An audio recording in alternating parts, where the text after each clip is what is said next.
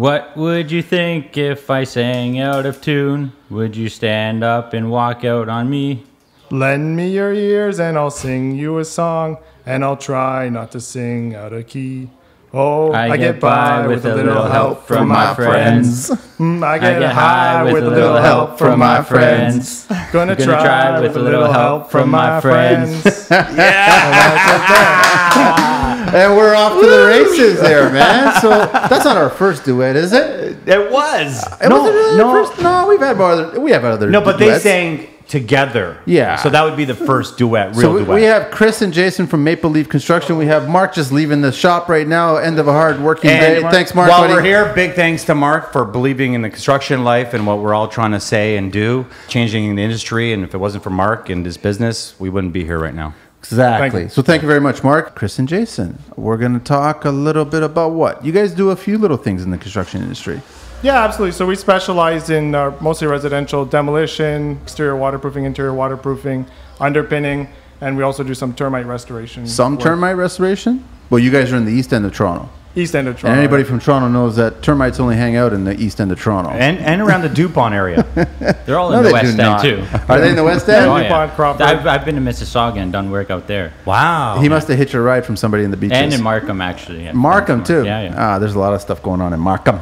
All right, so we got a lot to talk about on our 95th show, Carlito. Are you feeling old, or what's the story, man? I felt old a couple of years ago. No, it's going to be a good show, so I'm excited. I know we first reached out, or you guys reached out. I don't know exactly how I don't know how it worked. Yeah, I reached out to you on Instagram to ask a question, and then I got talking to you about how we listen to the show and how it's influenced us to make some changes in our company to make it better and keep up with. One of the good guys reaching out to me saying something positive instead of all the other assholes that are out there. There's a lot of them. Are you guys? Hang on a sec, man. We got like housekeeping and stuff like that. Fine. Dude, it's on IG. It's at maple.leaf.construction. And then on the website, it's www.mapleleafgc.ca. And then the email to reach out to these guys to hire them for your next job is info@mapleleafgc.ca. And the phone number is 416-895-2330. Absolutely. Love to hear that's who we're speaking to, and that's what's going to happen on this show. But I also want to say thank you to Carlito for being my co-host on the Construction Life. Here's a first. What's he up to? This is not a first, man. No, I just want to say that I know that it's a lot of work on our personal lives to pull this off because we both just came racing from work, and that's what we do. We come here, set it up quick, and we talk for the next hour and a half, and we pull out another podcast, and we've been ambitious to pull off 2 a week. The listeners have been growing, so I just want to say thank you to Carlito because he's doing a great job, and I think I do all right. And I think that we have a nice, interesting dynamic between the two of us. We both respect the industry the same way, but we both have our own perspective of the industry. We don't kiss anybody's ass. You can vouch for that? Well, I don't like being policed. That's the bottom line. We try to keep it real. We want to talk it real. We want to share what we can share. We don't know everything. That's why we invite you guys to come in here, man. So we actually been making our circle of construction, our connections has been growing because of the 95 shows that we've had. Well, it's these amazing guests that we're always having. Exactly. That's so we really want to thank them as well, too. So I just wanted to do that. There's nothing... That's all it was, man. I kind of feel like he's up to something, guys. No, I'm not. So you guys have an understanding of all the segments because we actually have a well-oiled kind of baby oil produced show. So we have our first segment, and what's that going to be? That would be History with Manny.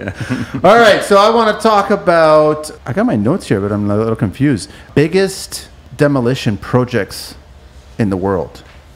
Some of the biggest. Can you guys name any, or can you guys remember it, or think of any? Nothing, eh? I'm going to think some Las Vegas hotels. No, funny enough is none of them are... So it starts off with the Seattle buildings, King Dome. Yeah. So that was built in 76, but then all of a sudden it started falling apart, and the roof tile started coming down. So in 2000, they imploded it. Wow. And it became 700,000 cubic feet of debris. What do you guys normally do on a job? How much debris you guys billing out there? 15, 20 yarders. That's on the high end. The second one I've got is 381 feet tall, 1972 built. It was an AFE Tower became the tallest building ever to be demolished using explosives when it came down in Frankfurt, Germany. Wow. In 2014, 500-ton skyscraper in the heart of the city, and it attracted 10,000 people to look at this explosion that happened. 20 feet high ran around the site to help stop any potential flying debris. It's pretty crazy, man. So in China, surprise, surprise, in China, the city of Wuhan. Oh. Did you say China? I said the city of Wuhan. Wuhan. Yeah, you know we're The most popular city we're in all China right familiar now. with Wuhan these days, right? So they 2 miles worth of concrete blew up in unison in 2013. It was built in '97. They had to create a viaduct. They needed a precision blast to end the 15-year lifespan of that building. They were carrying 100,000 volts along the bridge and the gas pipeline underneath to trigger explosives in sequence. And in the end, the concrete fell as planned, leaving room for crews to erect an even larger viaduct in place. Wow. That's not too long ago, man. That was 2013. I got another one here. It's J.L. Hudson Company, started in 1881. By the early 1960s, the flagship downtown in Detroit took an entire city block at 2.2 million square feet. The building was the tallest department store in the world at 26 stories. A department store, 439 feet, but the department stores aren't quite what they used to be, so the explosives were brought in, and the structure came down in '98. That's all I want. I just want to share explosives and big structures. That's all I want to share. You're trying to talk about killing. You always talk about me and... No. This is structures that are demolishing. I'm glad that I couldn't find some place down Toronto, because Toronto's so familiar with destroying structures, man. They don't want to repair structures. They want to destroy structures. Well, that's the new thing, right? Well, that's how it is. Take it down, build new. So that helps us out. History with Manny. It does help you guys out. Imagine having a contract like that. Yeah. You're set. Or have naked men outside. 4 guys. 4 guys, lots of explosives. Let's get back to Maple Leaf. Where's the name come from? Well, it came. So we started out as Jason has some history in construction. He had a sole proprietorship. We've known each other since before high school. We played baseball together, friends in high school. After high school, I think even hockey too, no? no, I did sure? like 1 year of hockey, and it's a blank memory. In my all I remember was waking up at like 4:30, taking the bus with my hockey bag. Yeah, and then after that, just outside of high school, we started a little business painting drywall flooring. Put up some bag signs. Thought that we were going to get rich quick and get all the work that there is in the world. We got a few jobs out of it, a lot of IKEA builds and painting kitchens and stuff like that. Didn't turn out as we want. We didn't invest the time to run it like a business. We expected the world from it. And then we kind of went separate ways after that. I went back to school, and Jason continued on with the sole proprietorship. And over the years, we kind of talked about starting something of our own, and then we decided we'd open up a bin company to complement what Jason already had. And so we started as Maple Leaf Bins. That's when we really started to run the business properly. Incorporated it. Said, well, what's a good company? What sounds nice with bins? Like do, right? We wanted a nice phonetics to it. And Maple Leaf Bins just kind of came out. And then from that, we built a brand of just Canadian hospitality from it. That's it. Yeah. But Jason, you've got the history of construction, and Chris, you have a little bit in the beginning, but then you veered off to a different career. Yeah, so after high school, when we stopped working together, I worked on the roof for 3 years. Flat? No, shingles. Yeah, Shingles. shingles. We did a couple flats, but it wasn't in our wheelhouse. So I was a laborer. I'd put on caps and stuff like that. I had the best tan of my life. Everywhere I went, everybody was complimenting that. Specific body part tan, right? No? Yeah, farmer's tan. Yeah. Farmer's tan.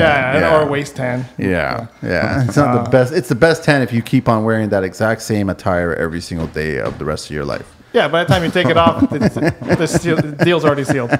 Oh, come on. Roofers got their shirts up all the time, man.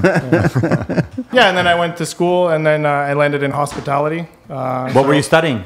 I went for police foundations, actually. No way. Yeah, so I was a security guard at a hotel downtown Toronto. I started right during G20. I started part-time, and we had, I guess it's public information now, we housed a lot of the leaders, including the president. So it was a cool experience for me. It was in the kitchen, watching him walk by, and everybody had those giant lanyards. Yeah. And my duty was to make sure everybody had it, so I approached this one gentleman, pretty big guy. He didn't have the lanyard on, and turned out he was one of the secretaries of state for Obama at the time. Yeah.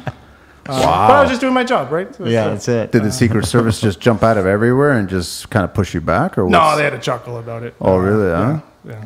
That's gotta be intimidating. So, okay. So then from there, you got into construction. No, from there, so I stayed within that. I moved within different departments, and eventually I became a food and beverage manager. So I was looking after the restaurant and the banquet operations there, doing about $20 million in sales in the year, and managing the department, unionized environment. So while you're doing that, Jason, you're like knee deep in dust and debris. Yeah, pretty much. And doing that shit, right? Yeah. I wore a suit and had a cappuccino maker outside my house. His life. Oh, he's brought it up a few times to be like, yeah, I used to wear a suit. Yeah, but do you miss the suit? No, not at all. Not at all. You have a different kind of suit. Yeah. That's all it is, right? So you've said that before, Carlito. Yeah. Yeah. So The suits matter, though. which suit? What are you talking about? Depends on the suit you're wearing. Manny usually wears a 007 Speedo suit. No, I got work pants and a T-shirt. That's what I got. That's exact. Okay, so then from there, so when did you guys reconnect? At what point? Like 3 years ago? Yeah, 3-4 years ago. Had enough of the suit, had enough of presidents, had enough of the whole hospitalities? Yeah, so I was looking to, I always had an entrepreneurial spirit, so I was looking to do something. I had some partners kind of lined up if I wanted to open up something in food and beverage, but I understood the risk with that. Or the gains from that. Yeah, the gains, but it's really stressful on your life too, right? Like people say there's a lot of hours in construction. That's wild. It's very like within the community, everybody talks about war wounds, about how many hours have you worked, how many hours have you been on your feet, and stuff like that. Similar to the war wounds that we all discuss now, right? Yeah, so I kind of had enough of that. I was doing my own thing. I was managing the department, taking on all the stress without the gains, right? And I was looking at the people above me, like the directors, and I said, that's not really the life that I want, but I can take everything that I've learned here. And I know Jason has all the skill, and he's good at dealing with the clients and all that. And I can kind of fill a void maybe in his business that he's running and take on that portion of it. So it started with bins, and then it expanded into, or like it started with bins way early? We were doing bins and construction at the same time. We were like still doing the termite work. But when we were doing the bins, we'd both come home at like 9, 10 at night because we were trying to get all the bins out, right? Dumping everything. So I got to ask about the termite work. Like, what exactly is the termite work? Are we dealing with the same kind of procedures? So pretty much we deal ants? with carpenter ants also. The job that I was actually at today was covered in carpenter ants. I hate carpenter ants. I can't stand carpenter ants, man. When they get inside the house, it really annoys the hell out of me. Well, the job that I was at today, we had a roofer come there, and they shingled a flat roof. And that's why they had a bunch of water. It was like a 2 slope or something like that. Who shingled it? Stevie Wonder? What's going on here? Like, you shingle a flat roof? So all the water was going down the drip edge right into the side and into the house, and termites love the moisture, right? Yeah. Well, so the carpenter ants, right? Yeah. Usually when a customer tells me I have black ants and I see carpenter ants, I usually know they have water damage somewhere and something's rotting out. So it's a good sign in one way, but termites are horrible to see, right? Yeah, pretty much. You just want to keep all the water away from the house, no wood to soil contact. We usually pour like curbs in like the mud rooms just to separate all the wood to soil, right? That's the biggest problem, is the moment that you got too much wood close to soil, to earth, or you're like, inviting ants and termites. Foam. Styrofoam. People love to put the rigid board in you between know what? the slabs. I remember that conversation because when I first started using spray foam, and all the guys were telling me that I know they were nesting. So exactly, but they all told me no, they don't like spray foam, and I'm like, you're full of shit, because they actually love it. Because I went into one place and these ants had wings, man. These guys had a terminal. They had fucking air traffic control. They had everything. Like termites have wings too. They have wings too. Part of the season, they grow their own wings and they can have their own little colony. Yeah, little fuckers, eh? Oh, so yeah. What are the signs for you guys being able to, like, doing the demo, cleaning it up? What's the 2 signs? When you see termites, what does that mean? And when you see carpenter ants, what does that mean to a homeowner? Pretty much the termites, the way we work with a pest control company, Aetna, and they refer us to do all their repairs, structural repairs, all the wood to soil contact, and they usually notice all the damage. Or if other people are having renovations, as soon as they see termite damage, they run. They don't want to continue because they know there could be some damage here, and then 20 feet down. We don't know where it stops. Exactly. That's the problem, right? And that's a good point. So if you do see termites coming in and someone's had a renovation, that means they've disturbed their nest and now they're coming over to your place, right? Yeah, we hear that all the time, and Yeah. especially in semi-detaches. They talk about, oh, well, they did this renovation, and now they've had a treatment, so now the termites are coming over to mine, and there's always sometimes there's legal battles within the two neighbors. But we don't get involved with that. We do our work, we invoice it, we do work that's up to the standard of the pest control company so that they can issue their transferable warranty. Is that considered insurance? No, it comes in compliance with their warranty. So a lot of times houses will go up for sale, and if it's pending the sale of the house, they find it on inspection, and then the pest control company will come in. They'll say that these items need to be addressed before the sale can go through. Wow. Right. So yeah, we deal with that, and that's great opportunity for us too, because with the moisture, it provides us with opportunities to waterproof the houses as well. Yeah.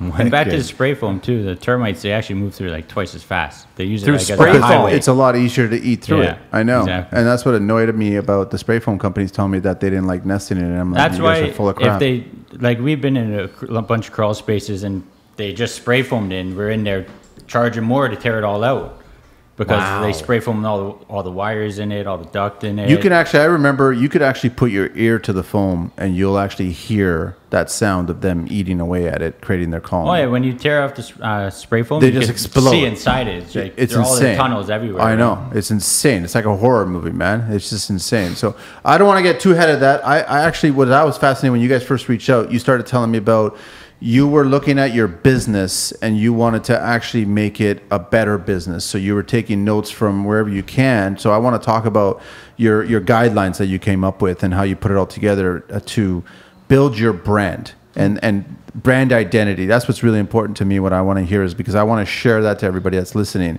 about how you guys went about it. Manny has been so excited about you two. He's been talking about you guys for about 2 months, man. I got to repeat it to Carlito because of his old age or of his bad ear. I don't know which one it is, So, but pretty much when I've had my own business for years, and I've always had a problem with contacting clients or getting back to people with emails.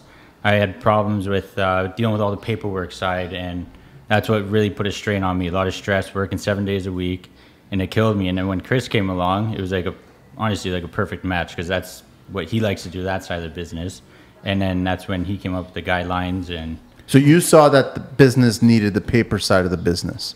That was lacking. Yeah. Which I think it's fair to say that probably more than half of the construction companies out there, subcontractors or everybody, are failing at the paper side of the business. Well, you also come from like a corporate world. Exactly. So you're already used to this, union corporate. They've already got all the layouts, all the, scheduling and so on. So you just kind of took what you've already learned and then added it to something he needed because he was trying to run a company, right? 1,000%. And just before I left the hotel, they sent me for a management training for the hospitality to groom me to become a director. And at that time, I already had this seed planted about this. So as I was learning everything, I'm taking notes through the lens that it's going to be a construction company. So they're talking about how to market guest rooms. And I'm Do you want to talk about this right now? It's way down the road. That's clever, it's man. Way past that. Take that knowledge and put it in construction. He learned something they can never take it away from you. Yeah, exactly, right? And it is what it is at this point, right? Yeah. But yeah, so to get back to the employee guidelines. So the first year in business when we were doing the bins, and Jason was also, we were doing the renovation side of it, doing the waterproofing, and then a couple underpins. What we were focusing on then was, as we would drop off bins, because him or I would drop off the bins, and we would start talking about the other services that we offer. It was a good foot in the door. All of a sudden, next thing you know, we have 3 or 4 contractors giving us repeat business. So what do we have to do? Okay, we had one guy I think was helping us. We had a helper at that time, so we need to find another staff member. So we put them on, hit the ground running. You're just trying to white knuckle through it. So we were just so busy. Sales were increasing. The second year, we just focused on driving the business. We wanted to be busy, right? Busy. You guys are just putting the band back together. That's what you guys are doing. You started, the two of you guys, you drop off a bin, but then you have a conversation with somebody and you ask them what else you're looking for. And then you guys started fulfilling those needs that they were asking for. So then you would go find that person to fulfill that need and so on and so on. And that's how you guys grew. Yeah, absolutely, right? And then most of our business comes from 3 or 4 contractors. I would say the majority of our business is repeat clients, contractors. We deal directly with homeowners more on the pest control reference side. We just got so busy, we just keep patching the boat, right? There's a leak here, we just patch it there. I mean, there's some issues that come into proper pricing and budgeting and stuff like that, but we were so stressed out that we'd see things that the guys were doing that maybe it wasn't up to our standard, or we'd hear somebody come onto the podcast, a reputable contractor, and think, oh, well, if they're thinking that about another person, another subcontractor, maybe our contractors are thinking about that too. They're just not telling us, right? It's so we need to address that issue and nip it in the bud. Yeah, right? that totally happens. Yeah, for every one person who tells you something, some kind of feedback, you know that there's 10 people that are thinking. You're totally right. So what is the general principle on your employees? What do you guys expect from them? What they describe your employees to us? They're pretty self-sufficient at the moment. We have a crew set up to do the demolition. They're pretty self-sufficient. We're still working on ironing out a few things so we can set them up at a job and we can focus on operating the business. So we have 4 guys that work with us. We have a foreman and then 3 crew members that work with him. They go to the site. Now we have set hours. Before it was kind of, okay, arrive at the site between this time. Between 8 and 9 and sometimes people get there a little Is that later because it's high rise? 8, 9 is usually like... That was just the hours that we had, right? Because people, they'd have to run around, go to the shop, or we were operating out of a container at that time. Go to the container, get the tools.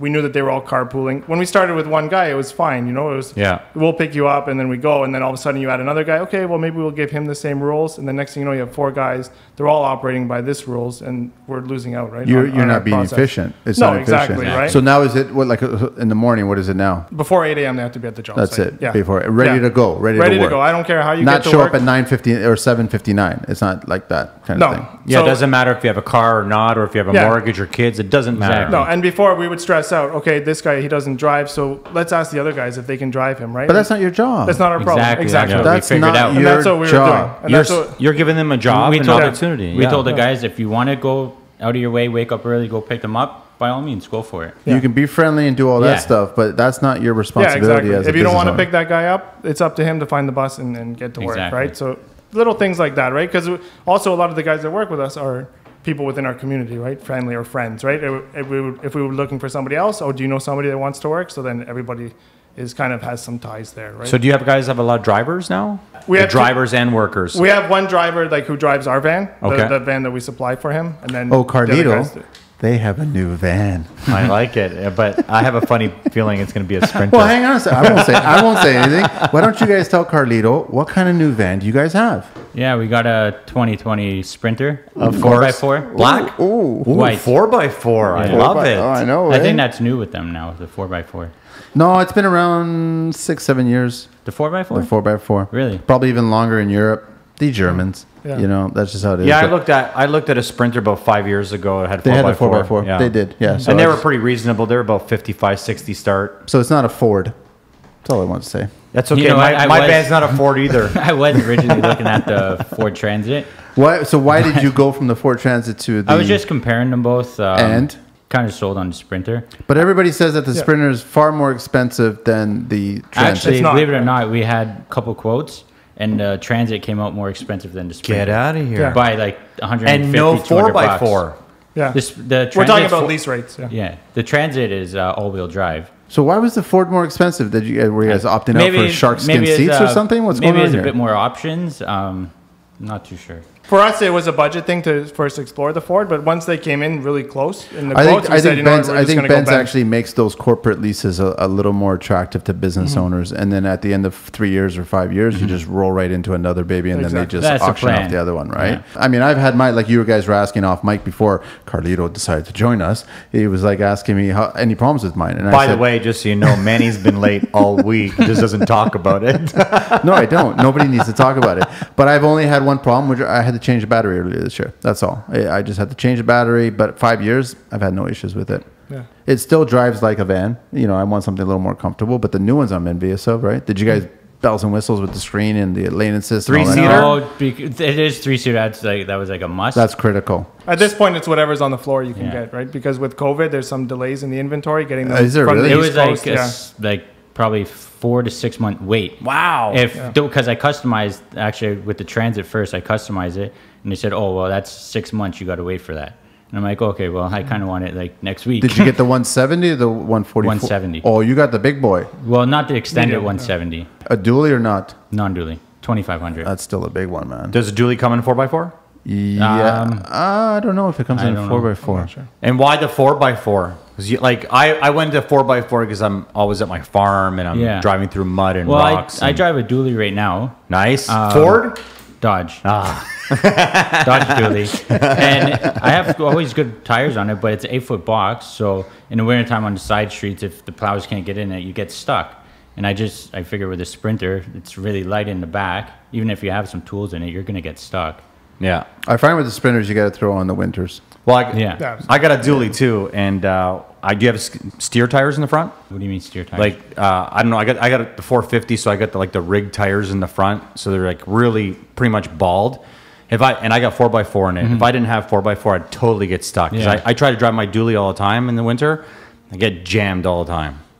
Yeah, the 4x4 came in handy with me with the dually, so I figured it'd be good with the Sprinter too, Yeah. right? So bottom line, it's not a Ford.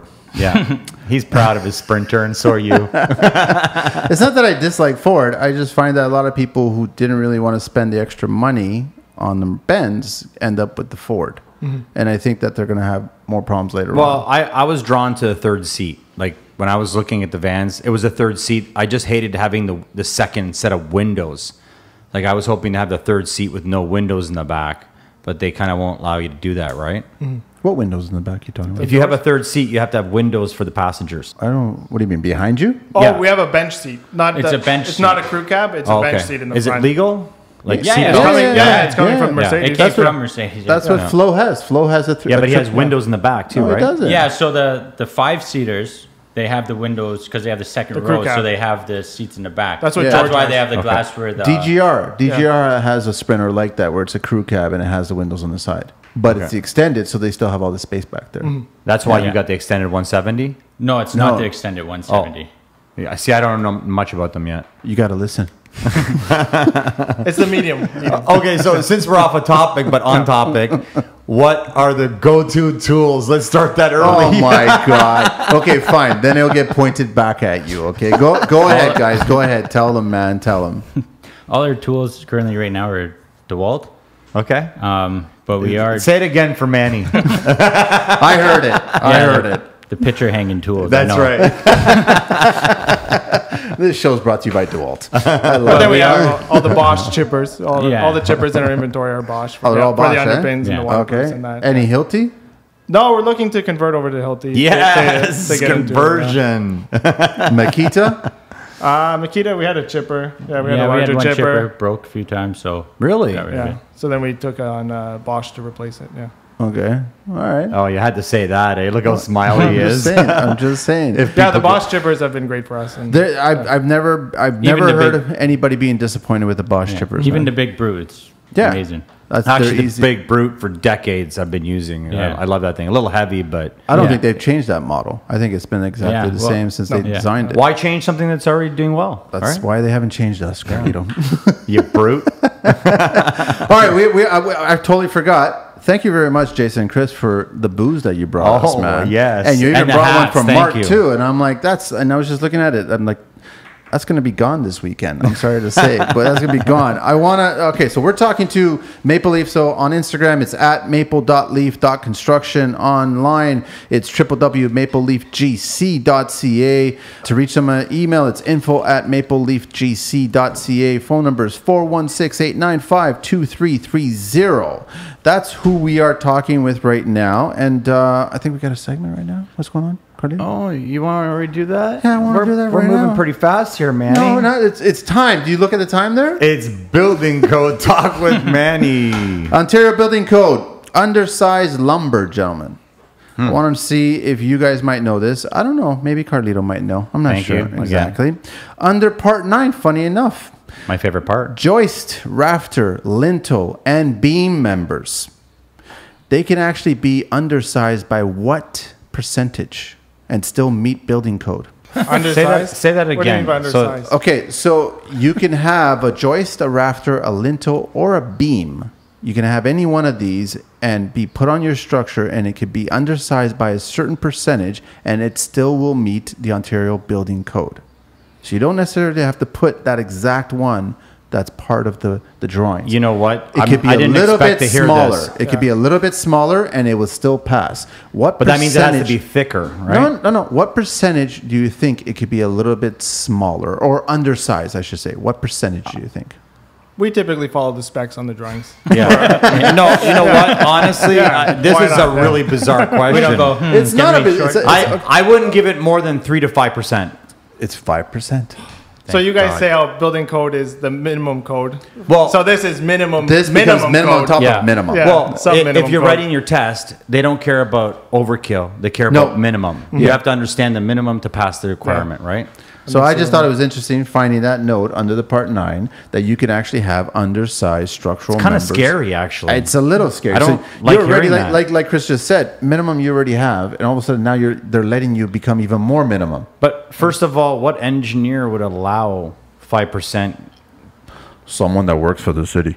I don't know. like what are you talking? Okay, They always so overkill everything. that was. Building code talk with Manny. I want to get back to your guidelines here, man, because you guys have actually come up with driving habits, parking, smoking on site, company property, tools on site, your uniform, personal hygiene. Dude, this is the guys. Like, this is This is good. amazing. What happened for you to have to do this? Something must have happened on the job sites. People must have complained. You must have not been happy with the guys. What happened for you guys to write this? It was no major event. It was just little things that we would see that we were not happy with. But while the train is going 100 kilometers an hour, you can't really adjust it, right? You Right. can't really adjust course. It's hard to stop everybody on the job site, reset. So one thing we've done this year is really slowed down. We have meetings now to reflect on it.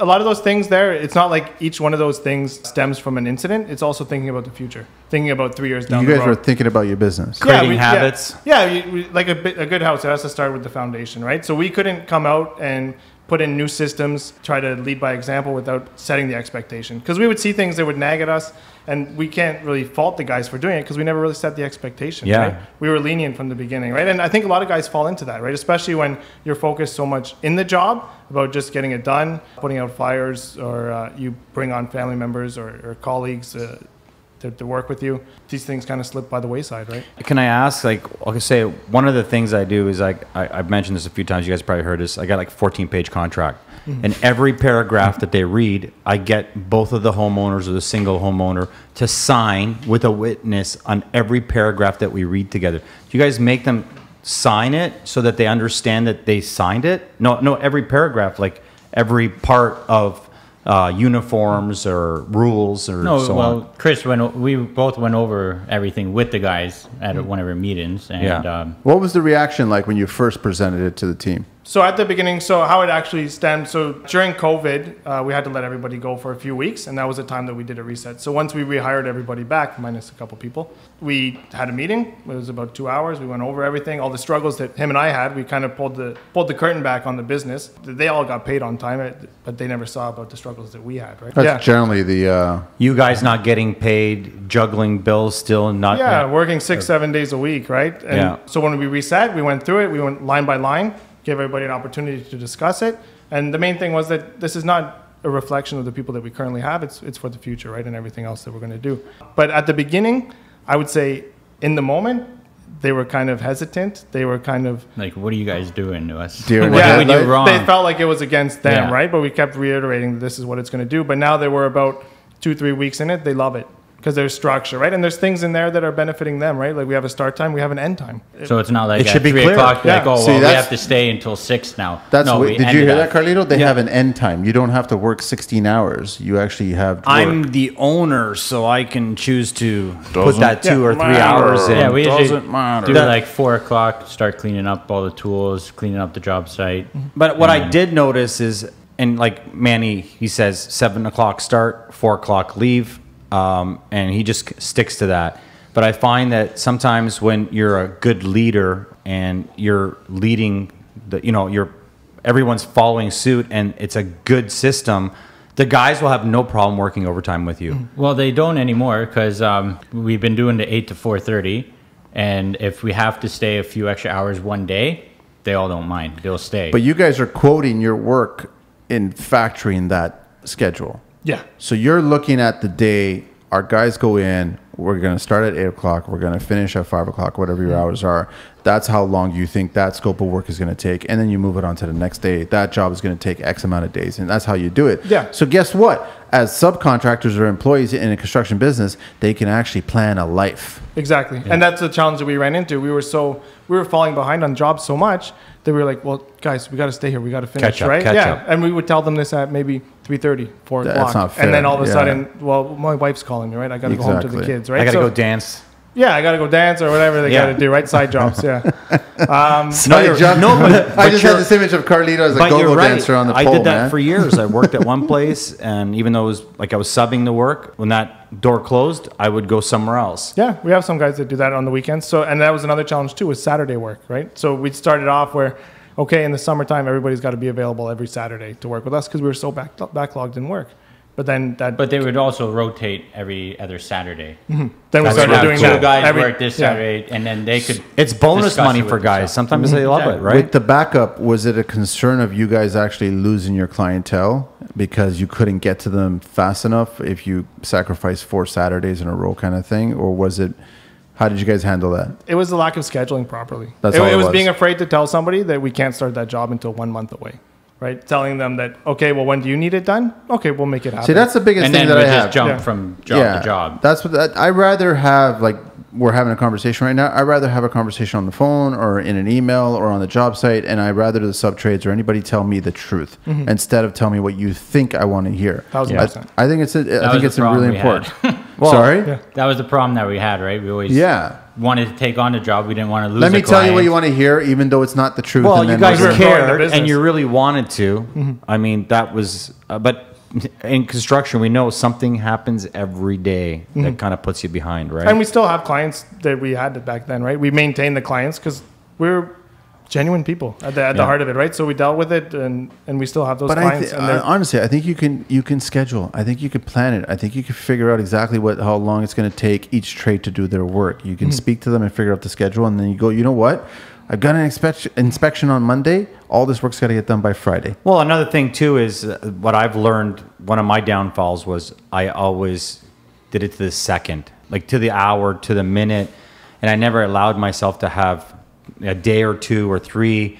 So now I tell people a longer time. Like they say, how long that'll take? I know it'll take a week, but I'll say 2 weeks because then they don't bother me for 2 weeks.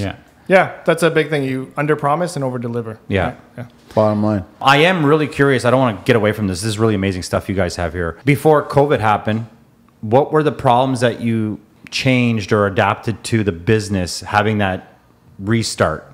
What were the things that really were a problem at the beginning and now are no longer a problem that you implemented into this?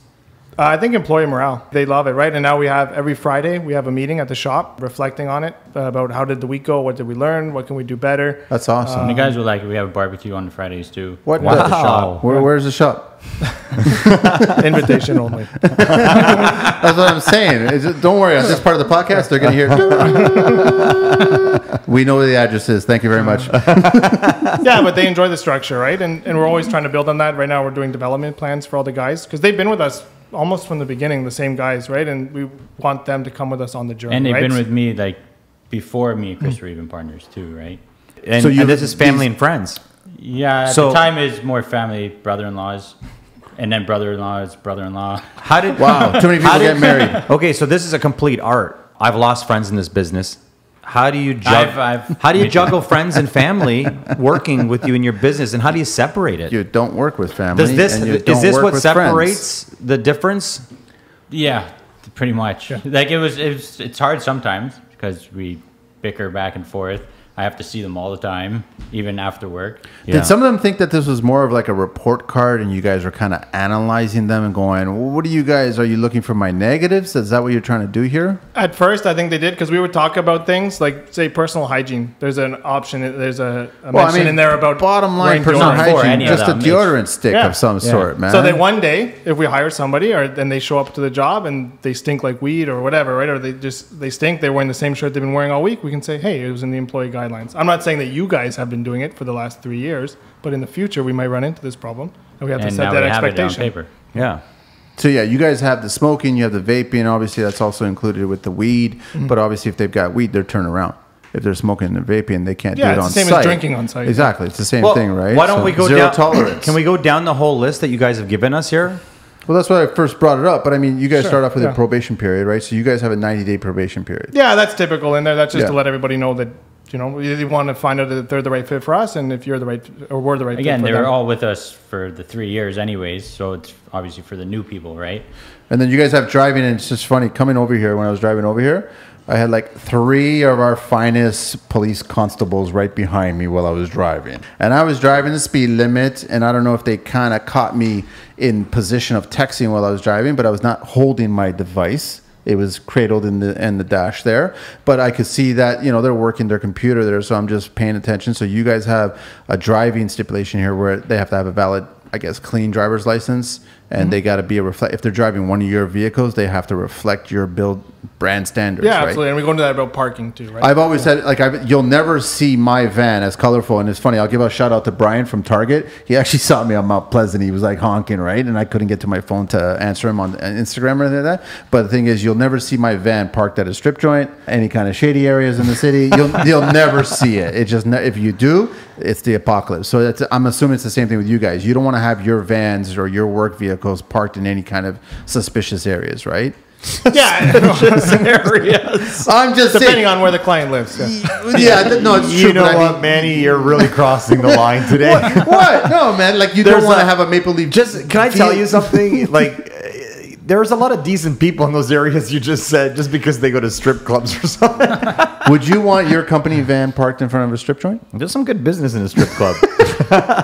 I've had some good business meetings in strip clubs back in the day. I used to joke when everybody asked me about hardcore rentals, and I used to say, "Listen, I only renovate for porn stars." All right, that's all I would say. But I don't. But I'm just saying, you guys are probably. It's a reflection. Yeah, that's no like aggressive driving habits. Or Exactly. anything like That's right? what. I'm not saying drive the speed Yeah. limit at 100 or 101. I'm just saying don't be reckless on But the you road. are right. Your name, they're representing your name, and you guys are, proud to be Canadian. Obviously, the Leaf, means a lot to me too. I love the whole Canadian spirit.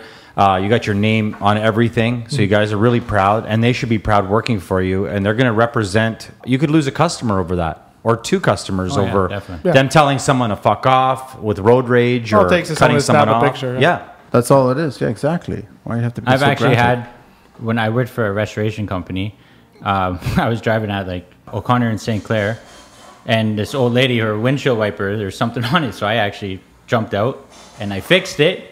And when I got back to the office, the boss called me and said, "We got a call saying that you were cursing at a lady with your hands up." And I'm like, "Actually, no, I was actually helping her out. There was something on her windshield wiper, and she's an old lady." Wow, that turned around. Yeah. Okay, so you also have your company property. So when you guys talking about all your tools and all the relevant equipment, right? So what do you guys do if you find someone stealing? Is that an automatic gone? Yeah, we haven't had that issue yet, but it would be, right? Some of the guys, if they want to borrow tools to do work at home or whatever, Bring it then back it's fine. the Just next let us day know or- up front, right? So we know where it is. Because last thing we want to do is go to the shop, look for the chipper gun, and Do you have a sign out? We don't have that yet. Maybe it's something we'll do when we have a little bit more of a team. But for the Yeah. most part, everything stays either in the van or in the shop, right? Are you guys doing kind of a little bit of a tool tutorial, kind of just be nice to the tools kind of thing? Because I find that when it's not your tool, you tend to be a little harsher on that tool. And so is that, you guys see that with anybody? Not really. We've gone over it with the chipper guns because we've had some of the chipper guns where the gears go. They just and they advise us that they're probably pushing a little bit too hard on it, not letting the tool do the work. Got it. Yeah. So You're we so just give the right. guys People- the heads up about that. Yeah, and every toolkit has like a grease gun in it, so they grease up the bit before they put it on. Yeah, that's just general maintenance, I right? saw a guy with an orbital sander, and he's digging in, and the orbital is not even spinning because he's Yeah. putting Too much I'm pressure. like, hey, dude, let it do its work, man. Yeah, we've had guys come out to help us with demo, and they use the reciprocating saw, and they're going like this as the saw's going, and it just let the It's faster. People don't understand that. Your uniform, so you guys have a bunch of swag here for everybody. Is that the idea? Or yeah, you- absolutely. And they now have we to do wear it. too. Yeah, they have to wear it. They can't just show up in a Blue Jays shirt or what have you, right? So you guys are still wearing shorts too? You're fine with that? Yeah, we're okay with it. We do a lot of work outside or when you're underpinning in the summer. Oh, look at this, It's hot. Carlito. There's a note here under uniform. It says track or sweatpants are not to be worn under any circumstance. I wouldn't be able to work for you. I like showing my package off. People are always man. like kind of staring. TMI, I can see the man. women always Oh, staring, and I'm like, God.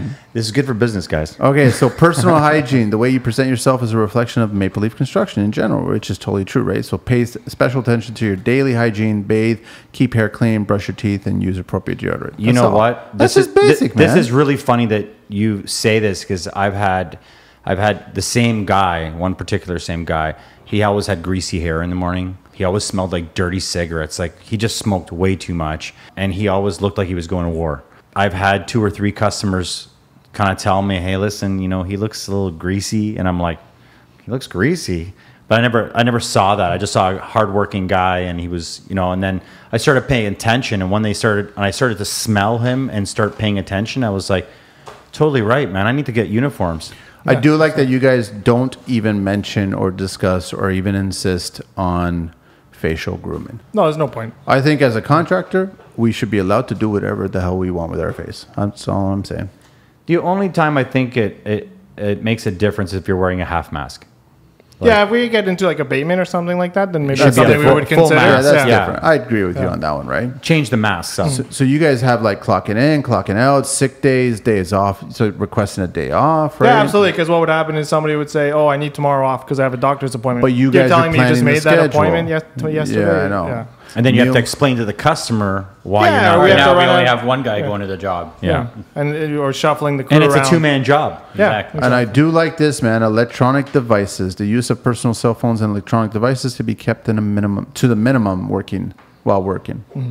I like that. I don't think anyone should have their cell phone at work. No, I think because they bring up a good point here. They could be kept on site in case of an emergency. When I was working for a guy, I gave my wife his number, and I just put my car in the phone. And if there's an emergency, she'll get a hold of him. Unacceptable behavior. What did you guys come up with? Why don't you tell us about that? I'll bring it I'll up. have to I'll bring refresh it my up. memory on No, that. no, I'll bring it up. So, I mean, obviously, theft, attempted theft, misuse, willful destruction of people's property, like stuff like. I mean, pretty much just common sense kind of thing, right? Working under the influence, no drugs, no alcohol, no concealed weapons, of course, man. So it's just like That's kind of weird Harassment, because everything that's is huge. concealed Concealed weapon. weapon. Dude. Oh, tons. TMI, And, man. and that one's Harassment of clients, fellow team members, or fellow trades. I love that one. Yeah, so that's a big one. So when we first started, the biggest compliment we got about our team is that any contractor, any fellow trade can approach them, and they're willing to talk to them, and they're very easy to work with. We even had, when we started doing the demos for some contractors, they were just happy that everybody on our crew spoke English and they could talk to them. Yeah, I mean, it's terrible. well, to say. communication's Yeah. important. Yeah, Yeah. Listen. and they didn't have to call us, and then like there was no broken telephone. They could deal directly with our team. Well, you guys were born here? Yeah. He was born here. So I'm the only immigrant here. You look like an immigrant. They also have displaying rude or disrespectful behavior to client, which is totally fellow team members, fellow trades, member of the public while at work. Sure. Use of the equipment, the materials, anything that has a company logo on it, and then failure to observe safety rules and practices. So you'll love that, Carlito. Engaging in dangerous or potentially dangerous horseplay or to report any work-related injury. Well, I think another thing also to say is dealing with any trades or homeowners. If you got a problem, you should really walk away and let you guys deal with that at a Definitely. professional level. Absolutely, yeah. Yeah, and our team is good at that. We've had a couple conflicts with neighbors, and they kind of step away. I think just the one guy who was filming us, that was probably the most escalated everything got. But Filming, taking pictures of all of our equipment, of our trucks, and For what purpose? He was just we were blocking his garage, I think. That was on the private street. That was on. On Alpha. There. On Alpha. Oh, I was talking about the guy in Clinton. Oh, and Clinton too. so. Well, on Sorry. Alpha they did Neighbors the same are thing. funny, man. Like they're just. Well, you know, we talked about, I think, this on the last podcast. I just think it's so rude that they know that their next door neighbor is getting something done. You know, it's going to benefit their house and the whole And block they're or the eventually going to community. get work too. You know, work together. Like, instead of being, you know, an asshole and taking pictures and making a big just say, guys, honestly, really, it bothers me you guys are parked there. You can park anywhere else, but don't park there. And it's pretty straightforward. You know, Yeah, absolutely. The nicest thing happened on my job site on the street that I'm on today, where I thought, that's kind of nice. Why can't more neighbors be like that? So there was a neighbor across the street from the job site that was moving. So they actually notified all the other neighbors that they wanted to save a couple of spots in front for the moving truck, right? And hopefully we can maintain a fewer amount of construction vehicles there, right? So they can have the space for the truck. they moved all day, but towards the end of the day, the moving truck was gone, and a few of the neighbors came around to say goodbye, to say thank you very much for being in the neighborhood, and we're gonna miss you, and say goodbye. And I was like, that's a nice neighborhood. Like that's what it should be like, instead of us working and them making noise. And in the same respect, there was probably about 7 vans at that job site. Most of them were Sprinter vans, by the way. One Ford, one Dodge, right? I have to throw it in. And we have not had one complaint yet, hopefully, and we will not have any complaints, because I think that neighborhood is respectful of what we're doing, what everybody else is doing, because like you said, Carlito, before, they're just making the neighborhood better by renovating their property. And I think also it speaks to the trades that you associate yourself with, too. Totally. Yeah. Totally, right? Because I only want to be associated with certain trades, guys who don't park at strip joints. With their company vehicles. Yeah. And that's why we have stuff in there about where you park, right? Hopping on a curb is only acceptable if you're going to unload the tools. Exactly. Right? Once the tools are unloaded, go find a parking spot. I don't care if it's a block away, because you don't need to go back to the van. It's funny, all these little things that most of your employees or subtrades don't even think about, but you guys had a chance to think about it and started applying it and then started stating it. Paid a lot of parking tickets the first year. No, and that's exactly what happens, man. So you start, and like that, you gotta like, you could pay for permits to get. I'll tell you how you could park on a sidewalk and not get trouble. I have orange lights, and I throw them up on my van. And the minute I throw those lights on, it just makes everyone aware that I'm actually doing something construction-wise. And for some reason, subconsciously, I think they just allow it to happen, which is a nice thing, because I'm putting it up there to warn them without having a conversation with them, and they respect it and they leave me alone. Isn't that like impersonating somebody that you're not? No, I'm a construction worker. There's caution. Be aware. Do you guys have orange lights on your vans? No, we don't. We have orange pylons. I don't have they orange help lights. also. Yeah, they do. We use pylons. Yeah, but then you still get neighbors that say, "Oh, well, what if someone comes by in a wheelchair or a rascal or someone pushing their stroller?" Not that there's anybody coming at the moment, but what if someone does? Right? I'll help them. Yeah. I'll move. Why do you find this funny? I just find that you're on the job site. You're going to drop everything. You're going to go help somebody make their way through the pylons. What are you going to do? A solemn course? What's going on?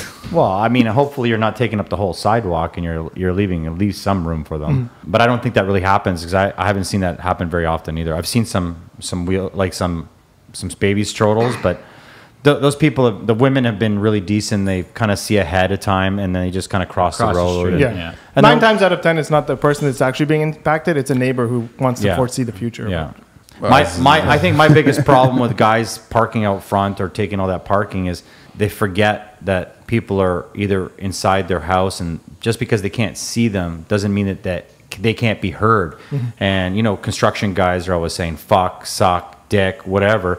And neighbors are hearing that, and then with the name logo on the side, they just don't realize they're having fun with each other and they're not doing anything, but that's a reflection of your brand. Yeah, absolutely. And the brand of the contractors that we work for, right? They're the ones that usually have the number on the billboard in front of the job sites, and they'll call them. I want to talk about something that probably all of us at this table, and anybody that's in the construction industry today, like, construction is thriving right now. It was dead, and everybody was taking a break in March and April for COVID.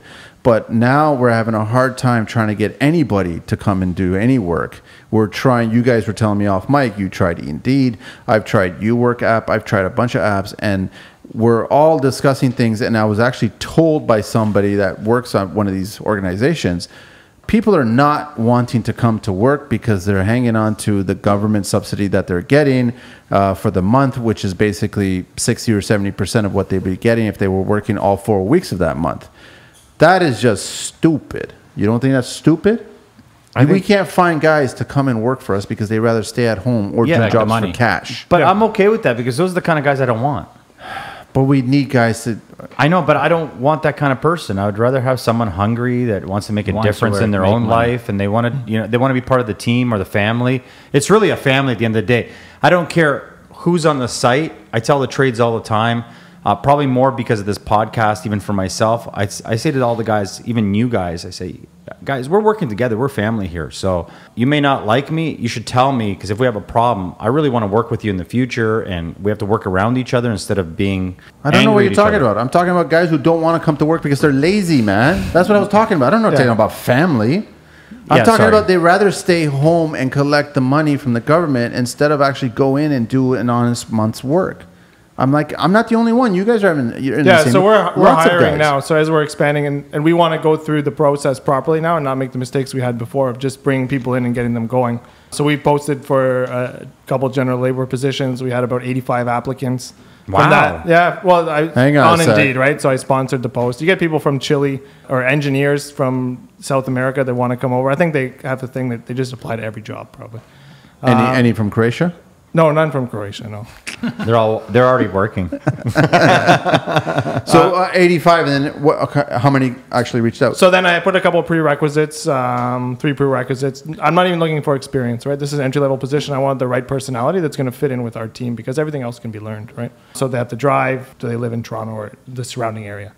So from that, I narrowed it down to about 10 people that I wanted to talk to on the phone, just because I didn't want to overwhelm myself either.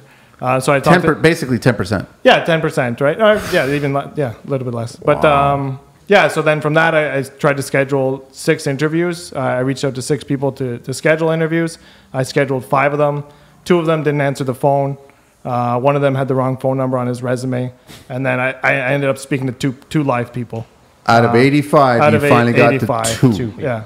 So. And those 2, they came in for an interview, or no? Not just. So this was just last week. So one of the successful candidates going to be coming in next week for a working interview. So I'm just going to bring him in for a day. We'll meet him face to face, talk to him for a bit, and then just leave him with the team so they can see how they fit. So Carlito, you don't find that kind of interesting that 85 down to 2, and most likely it will be down to 1. This is like picking 2x4s from a box store. It's true. Yeah. You go through 85 to get 1. It's true. This is crazy. Yeah, it is pretty wild. And the way that we're transitioning the business, pivoting it to focus more on doing things properly and slowing down, right, to do the right thing. The hiring process has been challenging. Before, we would just put the word out amongst our friends, hey, who's looking for work? And we already did that, but everybody's looking for cash because they want to collect the subsidy. So I'm having a problem right now. So I'm dealing with some new trades, and today I had a discussion with an electrician that I'm new to. I'm dealing with a plumber. I'm dealing with a staircase guy. And all of them are fucking slobs. Like, just because it's a busy time and everyone's kind of catching up doesn't mean that you need to lose the respect for the industry and the person you're working for. Good point. There's garbage everywhere. Good point. There's drywall dust everywhere. There's pipes on the floor. There's wires all over. So I'm having a conversation with an electrician today. I'm giving him his deficiency list and basically saying, like, this has cost me so much time. What are you going to do about that? Like, to clean up their mess. Yeah. So you were hired as an electrician, and that meant that whatever you brought into the house, you can take out. But there's a bin outside. So why are your guys leaving garbage all over the floors? Jeez, we see that all the time. Like, we'll do a selective demo, and then we'll say we have to come back do some more work. The electrician's already been there. The framer's been there. Fucking wood everywhere. Drywall, plaster everywhere, and it's like, holy shit, we just cleaned this place. Like, clean up after yourself.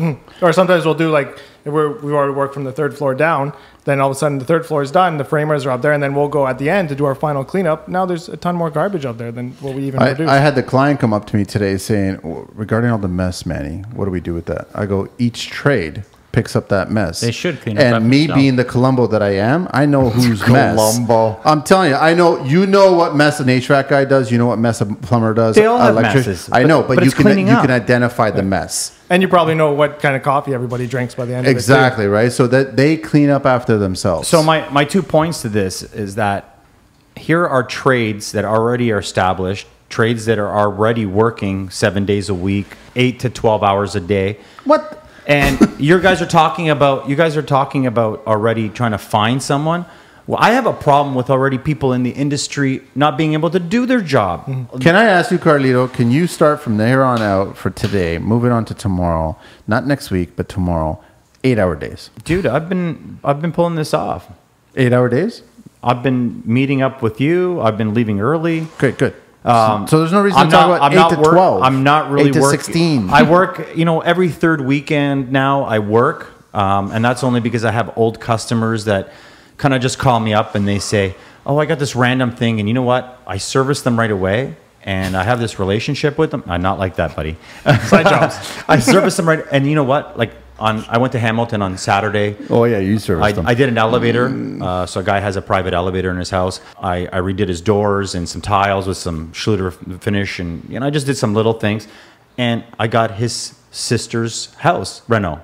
Full kitchen, full bathroom, just from a little simple thing of going out on a Saturday and spending 10 hours at someone's house. So it does pay off in other ways. You care, right? Yeah. Yeah, so that's typically what we do on Saturdays. Jay and I will maybe work 1 or 2 Saturdays a month just to either get a head start on something or just clean up a deficiency or something that's just nagging us that's going to really kill the next week. But we're trying to step away from the weekends. I mean, the guys, they don't work on the weekends really at all. And now when we ask them to work on the weekends, it comes with more weight. So they're more willing to help us out on the weekends because we have young kids. We both have a 2-year-old. Sorry, a lot of our team members, they have families, they have kids. You want to be respectful. Come back. Yeah. And then when they come back on Monday, they're refreshed because they had the full time with the weekend, family. Right? Well, you hope they're refreshed. Yeah. Or they're still sleeping off the Saturday night. What are you guys planning for? Because I know that a lot of guys have reached out to me and we've been talking about COVID and it's thriving right now. Everybody's working. The construction industry is amazing. I keep telling them that the big question is going to be 2021. You have to figure out what's going to happen for 2021. Everybody right now is not booking tickets. They're renovating their home. They're doing work at their home. They're staying put or they're buying a cottage and they're going to that.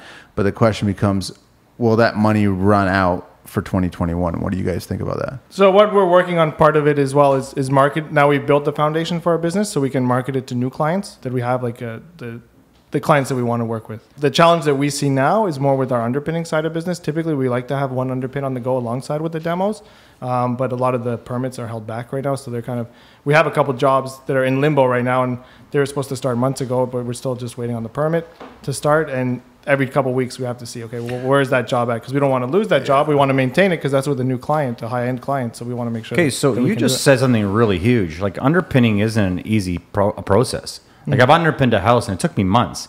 So months. You're juggling a lot. It was a lot of clay.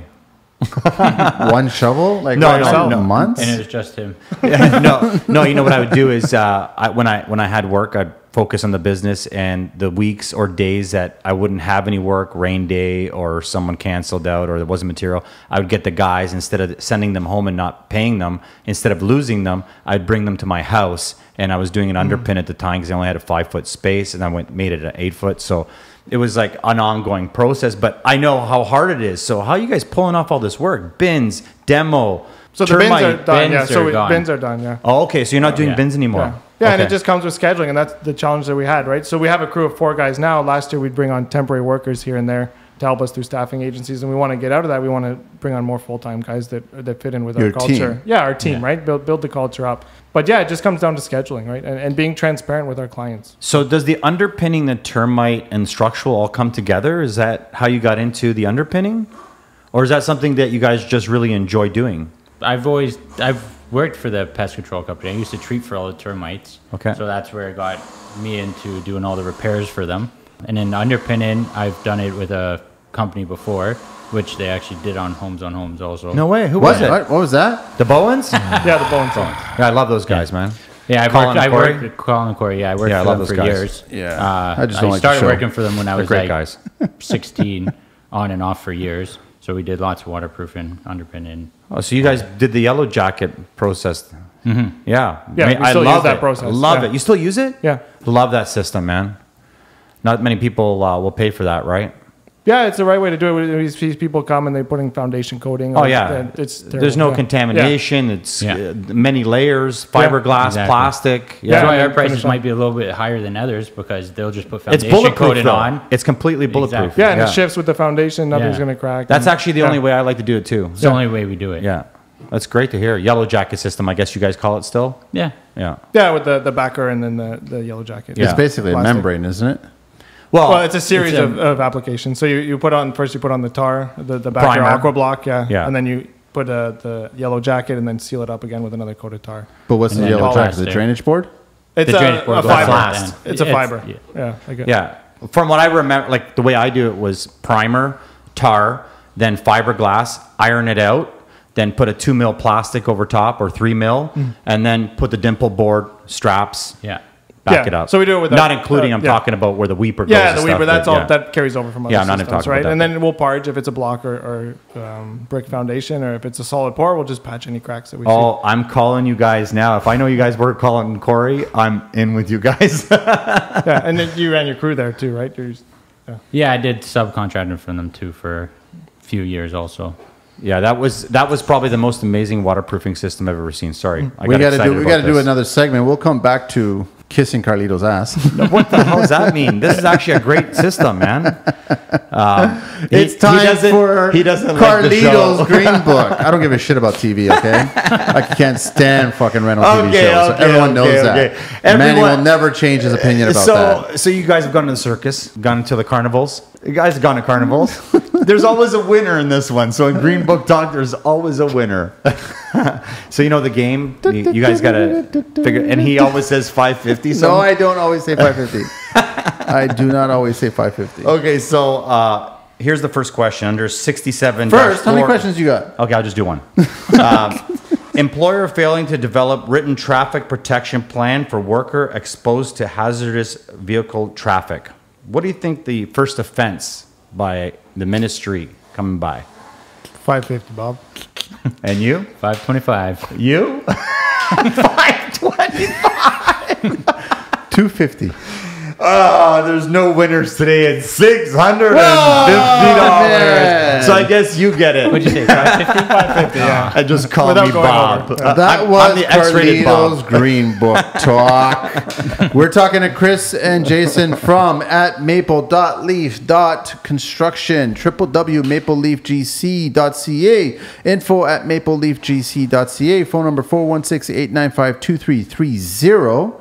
So basically, termite, ants, underpinning, What else you guys do? waterproofing, Demo.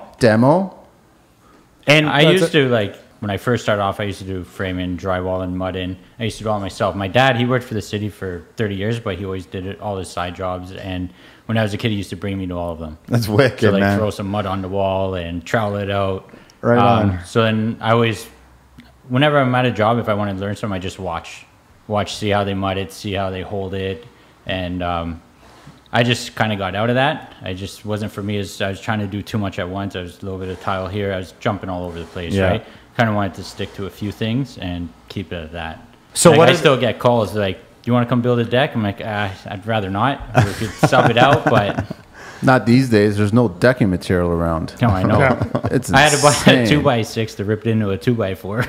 I had someone send me a joke, and they had a picture of all the empty shelves at a big box store. That's And- not funny. No, and they just said, "Listen, you want some cedar or you want some PT? Go cut it down. That's the only way you're going to get it. It's empty. It's actually really bad." That's Yeah, and horrible talking to about hear. going to 2021, I think now we're going to start to see the fallout because everybody had like a knee-jerk reaction once Yes. COVID started. Yeah. So you're going to see. That's what I'm saying about Reaction, 2021. I'm yeah. curious about what's going to happen. And I know there's a lot of outdoor, like pool guys can't stop working. Pool guys are probably going to be working right through the winter months now. But deck guys, I know that Roger from Techno Metal Post sent me a text. He was saying that he's got a deck builder who's got 12 jobs, but he only has lumber for 2. He can't get lumber for the other 10. Yeah, You know what? I guess it's really important to talk to you guys because when you guys are taking apart decks, you can sell the lumber. Actually, I just did that at a job. So he put in a new deck, and it was all 2x6s for decking. And he goes, "Do you mind if I just save all of them?" I'm like, "That's probably a good idea because you can't find it anywhere now." Exactly. So he was doing like a tiny little deck after, so he has all the lumber that he needs now. That's funny. Maybe minus the deck boards, but he was going to use the 2x6s just for all the frame in. And I think it's really that there's so many guys in construction now. Again, they're buying out everything because all the customers are being taken. Right. Mm-hmm. What are the areas you guys work for the listeners or So we work guys looking to primarily- work with you guys? Yeah, so we work primarily out of the east end of Toronto. So our shop. For Toronto, for people that aren't from Toronto, what does that mean? So The east end of the Toronto. east end of Toronto, yeah, Like Scarborough? north of New York. No, would that be north? East of Buffalo. Yeah, so we work like some jobs in Scarborough. Primarily, a lot of our contractors that we work with and the jobs we get are in East York. Okay. East York, we're going to Riverdale, Leaside.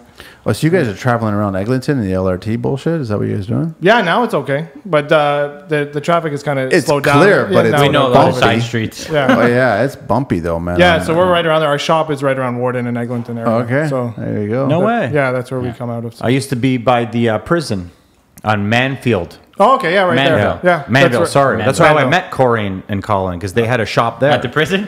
No, Are we That was surprised? just south of there. You remember, you remember the lobster restaurant? That's the shop that I was at with them too. Yeah, they were across the street from me. So I don't know if you probably know my partner. We'll talk about it afterwards. I was right across the street from there. So you've known them for a long time. Very long time. Yeah, you've been in construction a long time then, man. Been doing construction since I was actually 12 years old. Wow. Like after school and that, I would go out and do like some demo or dig this out, clean this up, and weekends I'd work too. So like, and back then I used to get $10 an hour cash. So like got me a lot of candies and cool bicycles. Yeah. So I guess you're really happy that you worked with your dad. How was that experience? It was good. Now he actually works for us now. No way. Yeah. Like whenever we have demos, he likes to go to demos, destroy stuff, and he just needs to keep himself busy. He that's can't pretty stay cool. at home. He's never been like that. So it's kind of interesting how he brought you into it, taught you, and now the next generation's taken over. I know, it's crazy. Really cool, man. To get back in our operating area, so we're mostly in the east end of Toronto. We do come to the west end once in a while. For us, that's our bread and butter there. The contractors that we work with are there. We're just really focused on being transparent with our clients, right? That's the best thing that we get from them. We have open conversations. We're not going to tell them. We've learned from our mistakes, right? And this show has been great for us. It influenced us to do the employee guidelines. We've reached out to some guests from here. We did one job for a contractor that we work with where we had to reface a foundation because they went with the cheapest bid on that one. But we had to reface it with non-shrink grout. So I reached out to a few people, and George from DGR actually helped us out there to. Wicked. Yeah, so he helped us out there. I just called up George yesterday, just asked him a concrete question. I was like, I don't know the answer for this. I'm going to call you. Yeah, so he's been a great mentor to us as well, right? He's a great guy. So he introduced us to that planetary mixer, the planetary paddle mixer. Yeah. So that's what he has. I don't know if he's going to do it this year though. Is he planning on doing it? The mixer? Yeah. Yeah, well, it's a piece of equipment. Sorry. Yeah. He does an annual get together. I see when you said mixer, I was like at his cottage. A mixer like that. Yeah, the phones are gone and the booze is on. Right. The phones are gone, the booze is on. Yeah. What happens at the mixer stays at the mixer. That's why the phones are on, right? So I know. That's funny. It's interesting you say that because I've been in the business 30 years. And I've gone through I've been in some great situations, some unique situations. I've had some really cool, amazing opportunities in my lifetime. But one thing I've always had a hard time with is finding trades that actually do what they say, or start and finish is that's the key word, is like finishing the jobs they started. I find now that we're doing the podcast, it was about, just helping out and changing the industry a little bit. It's actually changed my life. Like now I'm using guys. Everybody on the podcast I'm finding are the same kind of interesting people that have the same direction or the same goals. And now I'm using guys from the podcast, and it's unbelievable how it's actually working out and how everyone's interacting with each other. It's a really positive thing. Like I'm really enjoying it. Yeah, and it's like that in life. When you surround yourself with positive people or like-minded individuals, that becomes your personality as well, right? Yeah. Your drive becomes that, and you can bounce ideas off people like that. You're not just hearing negativity about people, how they can't find work, or maybe you have to look at yourself in the mirror and see maybe what you're doing. Me, it was people always told me, "Oh, you're overkilling it. Nobody cares. Why are you doing it like that? Why are you wasting time? Nobody's going to see that." And that's just something in my personality I can't change. Mm-hmm. I could never find those kind of people. So people are always like, "Why are you still working, man? Like, why aren't you like running jobs?" And I'm like, I just can't find the proper guys. And I'm finally finding the same kind of people with the same attitude, and it's refreshing. Mm-hmm. Like it's given me just like COVID, like this whole virus is kind of like giving everyone a reboot or a fresh new start. It's inspired me to like enjoy this industry again. Yeah, for absolutely. me, it's been important. And that's what it takes, is getting those. You want people you expect them to work at the same standard as you or be like-minded like you. And it's taking those ideas in your head about what the perfect person looks like, or perfect trade, sorry, and getting them down on paper. And that's where the guidelines come in, right? The difference is like I used to go to a job, the drywaller wouldn't be done, and I'd have to do drywall pieces, corner beads.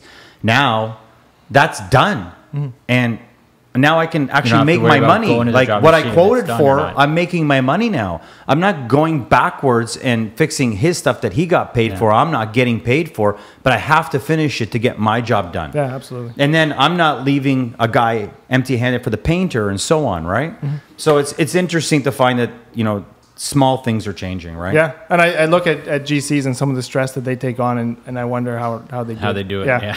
When they have so many jobs on the go, so many things going on, and clients are at them all the time because when is the client home? They're at home 7 o'clock at night, right? That's probably when you get most of the phone calls. What are your big problems with clients, guys? For us, we deal a lot with contractors. I think with clients, it's like nickel and diming kind of on contracts that we prefer. Which is really interesting because you're talking about demo and you're talking about taking down a structure safely, and you really want to mess around with nickels and dimes. Yeah, or they'll get quotes of people off Kijiji that will do it for half the price, but then oh my God, you said that. Well, It's true, man. put it this way, the one job we just we demoed the whole basement. He wants us to put everything back together because there's all termite damage. When we went back there, he knows we do waterproofing, and we went back there and he goes, "Hey, you guys want to give me a quote on the waterproofing?" We walked back there. He hired someone to start the waterproof, and he fired them right away. He goes, "They didn't know what they were doing." But they were a waterproofing company. I guess so. maybe we never saw them, right? Or Kijiji waterproofing company. Probably Kijiji. Probably, yeah. You know how they were digging it? They had a fence post, the scissor fence post thing from outside the hole, digging it and putting it was, in. it was like a 7-8 foot hole, and it was only about 1.5 foot wide. Yeah. No shore and nothing. Wow. And it was the biggest fence hole post digger I've seen. Yeah, I don't know. It was 10 probably feet like deep. 10 feet high. Well, you guys know, but most people don't, that even at 4 feet, like 4 feet of dirt collapsing around you, you can die. Oh, yeah. Like your organs I've can had a hole crush. collapse on me Yeah. before. Yeah, so it's not fun and games. Like guys that are trying to take away. Yeah, I mean, if you're trying to learn something, go work with someone for a little while and get licensed or something. So right? one of the biggest gripes that a lot of the trades have after you guys is it's not ready. So you'll get GCs call up trades going, "Listen, I need you to come in and start roofing, start drywall, and it's not ready." But you guys actually pull the trigger and start. You guys come in and start demoing. So it comes with you guys. What don't you guys like? Or what do you guys hear about other trades? What are they talking about in the industry? Are they also saying the same thing kind of thing? Our demo crew, and like we're very, very clean people. For a demo crew, we vacuum every day. We pressure wash the driveways if it needs it. Nice. Always put plywood down. We're very, very clean. Well, you guys had a demo bin company, so you know that too, Yeah, right? and when we do a demo, we'll vacuum in the joist and above that's in between the 2x4s and You'll anywhere vacuum all the nails on the edge of the lumber? everything. There's no nails on that. Yeah. We're out of That was a trick question. That was a We're trick still waiting for the question. giant magnet that we can just put in the house and it just sucks them all in. Because people don't understand how much labor intensive, especially when you're ripping up the old strip flooring, the denailing, right? Man, it's brutal. Or we'll get guys that will say, especially when we had the bin company, "Oh, well, what if I do the demo myself and you just come clean the garbage?" Well, when those guys do the demo themselves, do you think they're organizing the garbage, drywall over here, lath over here, so it makes it easier to do it? Most of the labor is in the disposal and the tidying up, right? Sometimes it can take a full day or two just to clean the house before I gotta we can be release honest, it. like there's nothing nicer than a demoed site that's ready to go for the next stage that's perfectly clean. I No love it nails, no nothing. Oh, Just I love seeing it. Yeah. it's got an eerie feeling in there that actually just looks really That's nice. why it kind of bugs us when we do the demo and then the framers come in and leave all the whatever. We're like, fuck. Because we do a lot of things, like we'll do window cutouts and stuff for the construction companies that we work with. So we'll go in after our demo or especially after our underpin, and you see the nice slab and everything, and then you go in and it's just a mess. It's just Installation. chaos. Yeah. Yeah, like why did you do such a good job? See it It'd every be so single- much nicer if everybody just organized their pile of material, organized their that's pile of funny. tools. It takes and 5 minutes to save a That's headache. all, man. all Start it the day is, there. right? Show up a little bit earlier Yeah. and just set it up and done. It's true, man. Did I misunderstand? But you guys do mold remediation too? No, we don't do mold. Okay, No. Sorry, into that. No. I don't know where you got that information from. Thought I Well, heard- you used to work at the restoration company, Jay, and they did mold. But, I've dealt with but we don't do Edna it. before. Yeah. Anna? Yeah, I've dealt with them They're before. top class. They're family owned. It's family owned, so they don't want to ever callbacks, right? So Yeah, of course. they take over a lot of jobs where a company will come in, just treat it, and then we'll come in and be like, well, look at all this wood soil here. You have dirt right up to your joist in your crawl space, which you got to at least have like 16 inches clearance. Are you guys also conscious of structural points? Are you guys telling your crew about, like, demo is demo one thing, but there's certain walls that you can't touch as a result of structure, right? Yeah, so absolutely. we teach them on the job sites too. So when they tear them down, we'll say, leave the studs up, we'll come, we'll show them. They have Which aren't. Exactly, if we need to put up a support. Or, Yeah. And then I guess the big question is, who gets to keep the copper? It's Funny pulled you say together. Yeah, the We guys. we So don't it's keep demo it. tips. We Yeah. don't keep it. that We was give it. it to the guys, and they Okay. split it between them. Nice. That's Nice, amazing. eh? Yeah. Because the average house could have about a G note of copper. Oh yeah, especially know. you get the ones that have the copper drains. Oh, yeah. No, Yes. we don't touch that. They deal with it all, and they split it. They're happy with it. That's pretty cool. Sure, that gives them an incentive, Yeah. right? But they have to split it like between everyone, right? And it makes sure it's all cleaned up too. I just remember the first time. I remember the all first the time. ABS is left, just a couple strings. No, I remember the first time I ever did it, and I went to the yard to go dump it off, and it was almost like talk about the Secret Service. It was almost like everybody, just the back of the van opened up, and it was just full of copper. And everyone was just like whispering around. All the guys that were working there at the yard, they're just whispering around, going, "What the fuck's going on here? Like, I don't understand why everybody's freaking out about this." And then I went inside to go pay, and then she just tallied it up, and she goes, "Okay, you got about $987 here." And I was like, "What? How much?" And she goes, "Yeah, but I go, yeah, okay, all right, I'll take that. That's fine. I'll take that. Thank you very much." And guys will know what spot to go to in the city, right? Because some will pay higher rates, some are middlemen. Yeah. So copper is gold. There's actually a really cool copper place just at Warden Eglinton. Triple M? That little yard there by the dump or by the metal yard. Right across from there, Yeah, that's where I typically go. Well, now, since we moved into our new shop, there's a metal recycling place right around the corner. Cool. I wanted to ask you guys, what are you guys doing about, retirement for your guys in the future? Or do you guys pay your guys vacation pay? Or do you guys take a little bit out of their pay and then put towards vacation? You do anything like that yet? Yeah, so they have 2 weeks vacation. So it's pulled together through our payroll system. So they get their pay stub delivered to them, emailed to them, and it will show how many hours they have to take, and we encourage them to take it. Most of them will take it at the holidays at the end of the year. Yeah, it's there for them. So they're paying into their own vacation then? No, we pay it. Wow. 4%, right? Yeah, I think great. it's an employment standards. I think you have to pay it. Yeah. I think it's just under two. Like if it's under 2 years, you don't have to. Once it's over 2 years, they're considered an employee for. Yeah.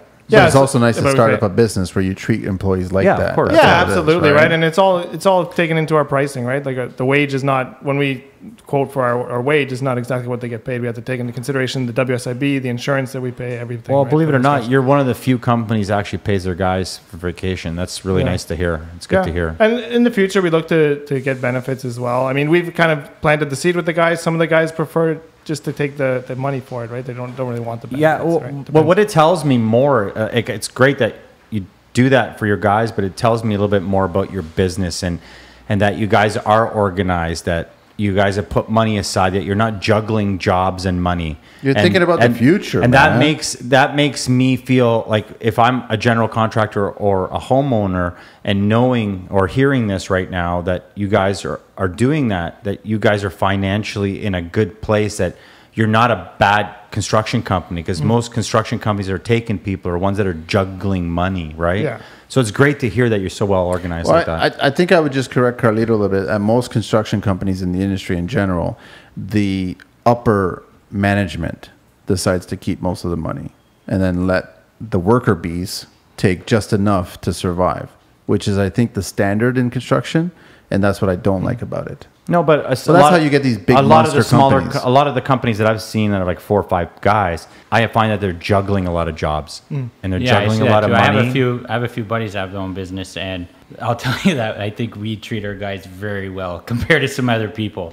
Well, I think you guys are smart with your numbers, but you guys are coming from that situation, so it's a different kind of mindset. We ask the guys, like, do you need anything? We ask them what would help them out. We buy them their own set of tools, and now you're responsible for your tools. So far, they like it. Of course.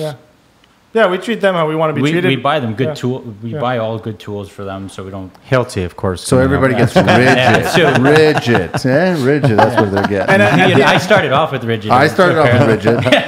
I still have the vacuum. We all have the vacuum. Listen, all jokes aside, I have a massive DeWalt collection. Massive. So you got a lot of pictures. I got a lot of. Actually, I do have a lot of paintings and pictures. All right, we got to wrap this up, but we have one more segment. We are talking to Chris and Jason at maple.leaf.construction, www.mapleleafgc.ca, info@mapleleafgc.ca, 416-895-2330. You're looking at me like you still have a question or two to ask. Keep moving forward.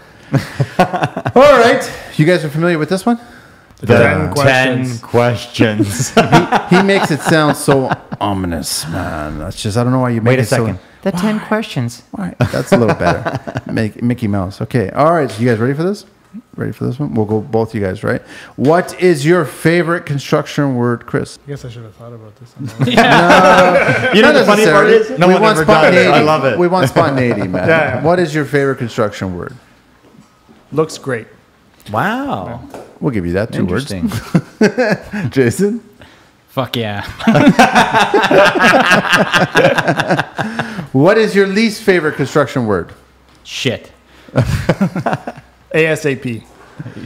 That's true, eh? Yeah. Whenever someone says that, I'm like, dude, man, people still say that? Yeah. What's wrong with you, man? What turns you on in construction? I think just seeing after when we do a demo, when you go into it first and you have like this 3-story rooming house, and then you open it up and sometimes it feels like the house can breathe, right? Like you've taken all this weight off of it, all these layers. You're so and now right. it just can breathe. I'll stick with that one. You stick with that one? What turns you off in construction, guys?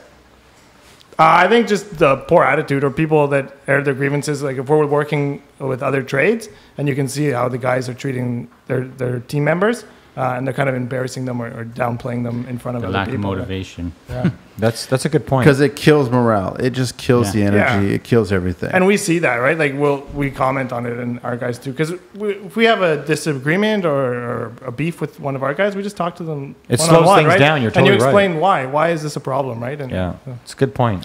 What is your favorite expression with a curse word in it? Fuck yeah. Fuck yeah. Fuck yeah. What construction sound or noise do you love? Oh, this should be good. The quick cut. I like the quick cut. You like the coconut, huh? Yeah. I do. I like it too. I like when I'm rolling up to an underpin and I hear the chipper guns going because I know the guys are getting Working? at it. Yeah. What construction sound or noise do you hate? Someone saying sharpen your pencil. Yeah. Oh, yeah. We've heard that one before, right? Same thing? Sure. Yes. What profession other than your own would you like to attempt, gentlemen? And this is interesting because you guys have done more than one. Yeah. When I look at the framers, I like to see what they do because they come in after us. We kind of tear it down, and then we get to see They reshape it. Yeah, they reshape it, and that's really when everything is sheathed or framed up, and you get to see the mechanicals going afterwards. And Jason? they have I the like best Instagram. the mud in. People doing the mud in. Just A plaster. plaster, yeah. Ooh, wow. What profession would you not like to do? Definitely roofing. No roofing, huh? Roofing's harsh, man. Roofing's No, thank harsh. you. I've It's been tough, there, man. done You're that. right. Yeah. I would say plumbing, like Plumbing? just What? like the service calls that you Some can guys get, love right? those service Yeah. calls. They make more money off those service Yeah. calls than they do Yeah. on actual work. Yeah, I'm not good with feces either, man. Yeah. And if heaven exists, what would you like to hear God say when you arrive at the pearly gates? Great job. Too soon. Get back down there. Thank you very much, gentlemen. This has been great talking to you and learning a lot more about Maple Leaf Construction and what you guys are doing. And don't stop, man. Keep it up. Yeah, Keep it thank you, going. guys. Keep Thanks building for the having team, us. and hopefully you'll keep on finding more than one person out of 85. Indeed, We'll build up leads. the one person and then work on the next one, right? One man. step at a time. That's all you got to do is just. But we've always said if one person's listening, we're going to still continue making this podcast. And I want you guys to know that I am definitely calling you for waterproofing. That's wicked. Yeah, we look forward to it. And thanks for doing this for us and Yeah, No, bringing us thank on you, the man. show and just doing the podcast in general, right? Thanks It's really very much, man. inspiring. We're having lots of fun. So, if you guys want to be on the podcast, please reach out to me because Carlito doesn't even know what a phone is. I don't even That's answer. Basically, it, man. He doesn't answer it. So, I'm reach out to working. me at manny@hardcorereynolds.com. We'll get you on the podcast. We'll chat a little bit. We'll figure out the angle that you want to do it, and then all of a sudden, you'll get to meet the wonderful, lovely Carlito from the wonderful Wow. bullshit show from TV. That's where he was from. And Carlito, get us out of here. Oh, with that one, I don't think this is going to be a good one. Thank you, gentlemen. Find them again at maple.leaf.construction, www.mapleleafgc.ca, info@mapleleafgc.ca, and 416-895-2330. Thank you very much, gentlemen. Really Thank you. appreciate it. Thank you. Get us out of here. 416. Yellow jacket.